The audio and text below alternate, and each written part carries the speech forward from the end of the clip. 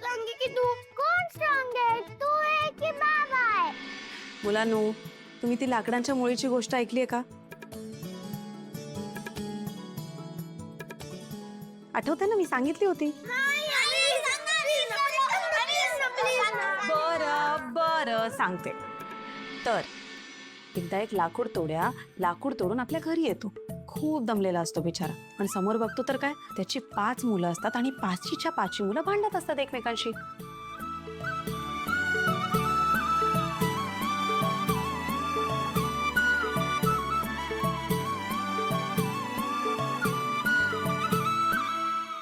म्हणूनच एका लाकडाच्या काठीला सहज कोणी तोडू शकतं, पण जर त्याच काठ्यांची मुळी तयार केली तर त्याला कोणीही सहज तोडू शकत नाही. आणि त्याच लाकडाच्या मुळीला जर दोरीने घट्ट बांधलं तर ते लाकडं एकत्र येतात, एकमेकांमध्ये एकजीव होतात. मग ती मुळी म्हणजे काय झाली? आपली फॅमिली.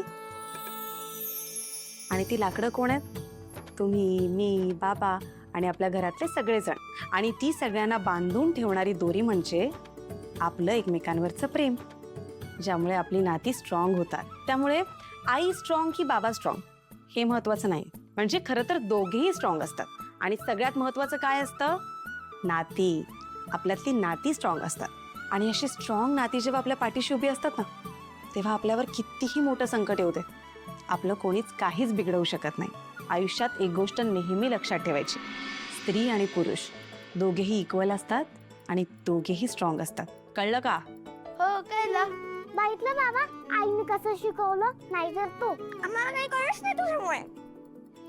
चला आता उशीर होतोय, तयारी करायची ना, पळ.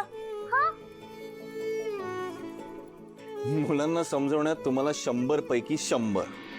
पण जीव लावणं फक्त तुम्हाला जमतं, त्यात मला कदाचित कमी मार्क्स मिळतील. मला जीव लावायला जमतं हे तुम्हाला कसं माहिती? नाही, कारण तो पेपर मी अजून सोडवला नाही.